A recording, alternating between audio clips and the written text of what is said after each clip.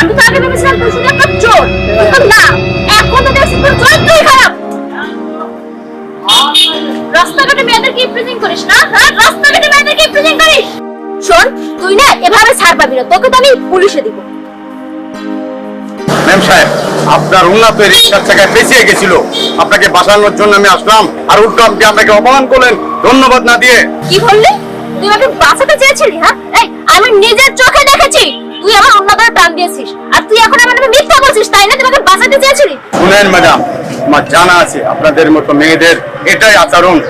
তোকে আমি এবারের মতো ক্ষমা করে দিলাম, যদি নেক্সট টাইম এরকম দেখি তাহলে তোকে আমি পাবলিক ধরাই দিব। মামা চলুন।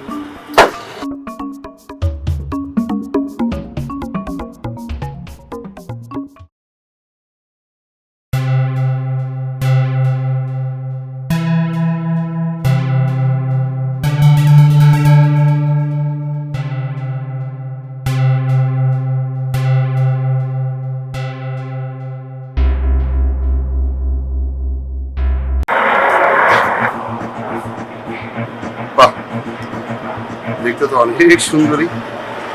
তা একা একা করি কি আছে? এই তোর কাছে বলতো না? না না, আমার কাছে তো দেখেন, তোমার না আমার খুব ভালো লাগছে।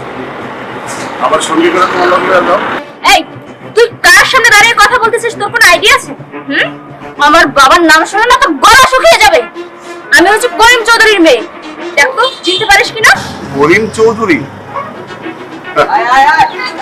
এই, আমার নাম কিছু জানোস? আমার নাম হচ্ছে ইয়াসিন মিয়া। বাপের খালি জিগাইস ইয়াসিন মিয়ার চিনে কিনা। আচ্ছা, তুই কোন দেশের প্রেসিডেন্ট, হ্যাঁ, যে তোর পরিচয় আমার বাবাকে দিতে হবে? ফাজিল।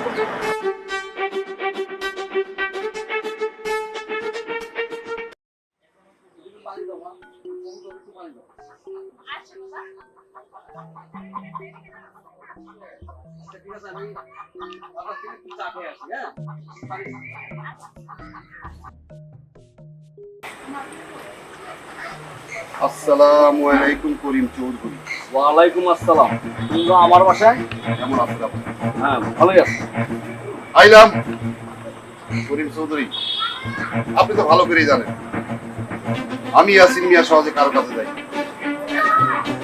তোমার কাছে আইলাম দরকার একটা প্রস্তাব নিয়ে আইছি তোমার কাছে। তাই কিন্তু সহজে কারো কাছে যায় না, ঠিক আছে? বলো তোমার প্রস্তাব। কিভাবে যে কমু কে ভালোই। করিম চৌধুরী, তোমার এখন মাইয়া আছে, দেখতে খুব নাপুসু, অনেক সুন্দর, খুব সুন্দরী। আমি তোমার মায়ের বিয়ে করতে চাই। বাস, আর মুখটা কোনো কথা কইবা না। তুমি এই এলাকার মধ্যে একটা বদমাইশ ছেলে, খারাপ ছেলে। তুমি কি করে ভাবলা যে আমার কাছে তোমার এই প্রস্তাবটা দেওয়ার? তোর কাছে বিয়া দিয়া আর আমার মেয়ে হাতিকে নদীতে ভাসায় দেওয়া সমান কথা। করিম চৌধুরী, চাইছিলাম পুরানো শত্রুটারে বাদ দিয়া তোমার আত্মীয়তা করানো যায় না, তুমি আমার লোক আত্মীয়তা করতে পারছো না। তাহলে আর কি করবো বুঝাই তো। যাও যাও, বাইরে যাও আমার বাসা থেকে। বদমাইশ, কত বড় সাহস! করিম চৌধুরী, চোখ নামাইয়া কথা কর। আমি ইচ্ছা করলে অনেক কিছু করতে পারি। তাই ভালো একটা প্রস্তাব দিয়েছিলাম, রাজি না। ঠিক আছে, আমি বলছি তুমি বাইরে যাও। যাও। ঠিক আছে করিম চৌধুরী, সুন্দর করে বাইরে যাও। ভাই, কেউ আছে কিভাবে রাজি করে তো হয় আপনি তো জানেন, কিভাবে রাজি করে? শুনছো করিম চৌধুরী, আমার বাবা সেলালি তোমার কি কইল, কিভাবে রাজি করাইতে হয় এটা ভালো করেই জানা। হ্যাঁ, আমিও দেখতেছি রমি আছি কেমন করে আমার মেয়ে বিয়ে করে। করিম মিয়া, তোমার লগে আমি চ্যালেঞ্জ করলাম, তোমার মাইয়ারে আমি ও ঠিকই বানাবো। কথাটা তোমার মাথার মধ্যে ঢুকে রেখে এই বাসে যা যা যা। এই বলছি দরকার পড়ে জোর করে নিয়ে যাও। বিয়ে করবো ফকিন্নির পোলা, আজ গাঞ্জা মত, রাস্তাঘাটে মাইকা, তুই করিম চৌধুরীর মেয়ে বিয়ে করতেছ? তো কত বড় সাহস! তোর কল্লাকে একটা হাতে লয়ে এলবো।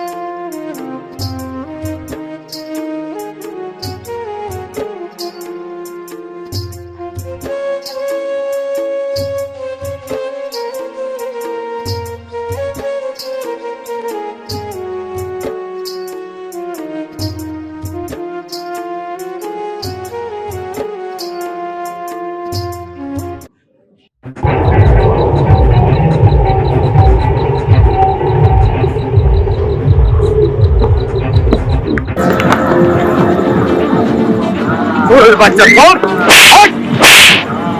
এদিকে এখান থেকে এই এখানে কি হয়েছে অসভ্য বদমাশ গুন্ডা মাস্টার এই এখন তো বাবার দাদা হাত এখানে বসে মারামারি করছিস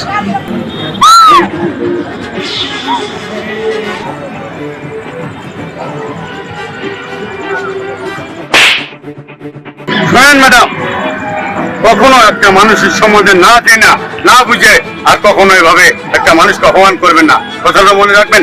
যান। আরে জানেমান কইছি গেছো? আরে তোমারে আমি অনেকক্ষণ ধরে খুঁজতেছি।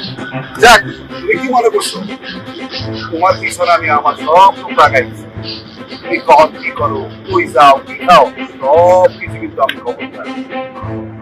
শুনো জানেমান, আমি কিন্তু বালায় বালায় ৬-৭ মাস তোমার বিয়ে করতে চেয়েছিলাম। তোমার বাপের কাছে প্রস্তাব দিয়েছিলাম, তোমার বাপে আমার বিয়েতে রাজি হইল না। আর কি করবো, তোমার বাপের লগে আমি চ্যালেঞ্জ ছিলাম, তোমার তোমার যদি আমি হাত রাখতে পাই গেছি।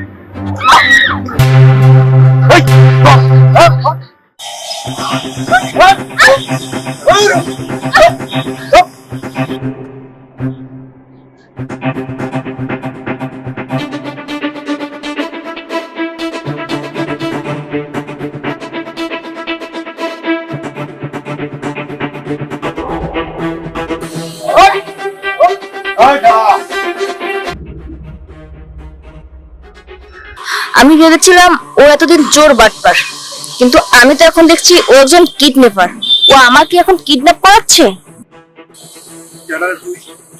এত বড় সাহস, তুই আমার পিছন থেকে ডাক দিয়ে খারাপ হয়েছ কেন? তুই একটু ভয়ে টের পাবি আমি রই নাস্তির আমি কিসের চার পাবো? তুই আমার চিরস, আমি ওইটা ইয়াসিন মিয়া। তোর সাহস দেখে তো আমি তাজ্জব হয়ে গেছি। আরে সব একদম তুই যে ইয়াসিন মিয়া সেটা আমি ভালো করে জানি।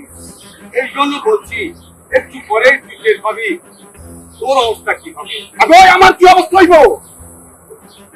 হ্যাঁ, আমার তার আগে তোর কি অবস্থা হয় তুই দেখ। এত বড় সাহস, আমার লোক পাঞ্জলি বাচ্চা, এত বড় সাহস তুই আমার এই পিছন দিয়ে খেলা করা মানুষ সাহস দিল আমি কাজ দেবো। আমি কে সেটা তুই একটু পরে জানতে পারবি কে আমি। আরে ওই তুই আমার ছিল, আমি ওই তো ইয়াসিন মিয়া। আমার কি ভয় লাগাস? আর তুই কে? এবারে কি কাটাবে? তুই কোন লাখ জ্যাঙ্ক বাহাদুর? কোন লাখ বাহাদুর তুই? তুই যে ইয়াসিন মিয়া এলাকার নেতা, এলাকার রংবাজ সিরাজ, সেটা আমি ভালো করে জানি। ঠিক আছে, তুই ভালো করে জানার জন্য কি হবে সেটা একটু পরে টের পাবি। রই তুই কি আমার ধমক দে? তুই আমার কি পাইছ? পুরি মাছ পাইছ? আর বেটা আমি হলাম বেটা রাঘব বোয়াল, তোর মতো পোলা পাইন রে। এখন তুই মারমু কইলা চলে যাবি, এখনো সময় আছে।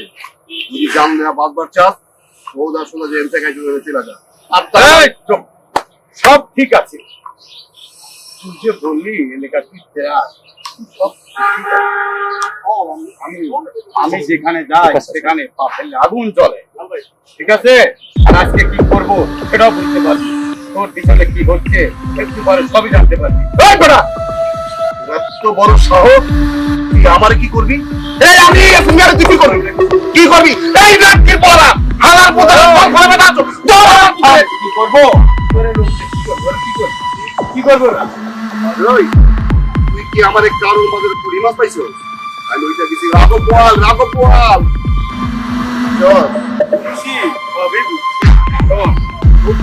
বললি না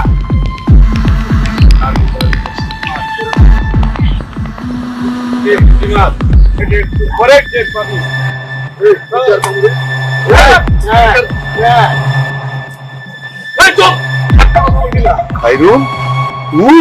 আরে কে খায়রুল? খায়রুল হয়েছে আমাদের 1 নম্বর সোর্স, কথা বুঝতে পারছিস? আর এই যে তুই যে লোকটাকে দেখছিস এ হয়েছিল কি জানিস? সিআইডির 1 নম্বর অফিসার জনন্ত। আরে দুলা ভাই আপনি এখানে কিভাবে আসলেন? আরে সাথী এখানে আসছি মানে আমাদের একটা স্পেশাল টিমের জনন্ত আমাকে আর লালকে পাঠানো হয়েছিল। আমি অনেকবার তোমার সাথে কথা বলতে চাইছি তোমাদের বাসায় এসে, কিন্তু সময় হয় নাই। রাই আমাকে সব ঘটনা বলছে। আর এই যে লোকটাকে তুমি যে ভুল বুঝছো ই করছো, আমাকে সব ঘটনা রাহি বলতো। কথা বুঝতে পারছো? জনন্ত রাহির সাথে শেয়ার করছো, অথচ ওর সাথে আমার কখনো দেখা হয় নাই, তাই আমাকে বলতে পারে নাই। উনি এত বড় একজন ভালো মানুষ, আসলে আমি তো জানতামই না। আমি তাকে কত অপমান করেছি, তাকে চোরের অপবাদ দিয়েছি, তাকে খারাপ ভেবেছি, আর এই মানুষটা আমার জন্য এত কিছু করছে। সত্যি ভাইয়া, উনি একজন খুব ভালো মানুষ। আপনি যদি আজ এখানে না আসতেন, তাহলে আমি ওনার সম্বন্ধে কিছুই জানতাম না। ওনার প্রতি তো আমার ভুল আইডিয়া ছিল, ভুল ধারণা ছিল। আমি আপনার সাথে যেটা করেছি সেটা আমার করা উচিত হয়নি। আসলে আমি খুবই লজ্জিত।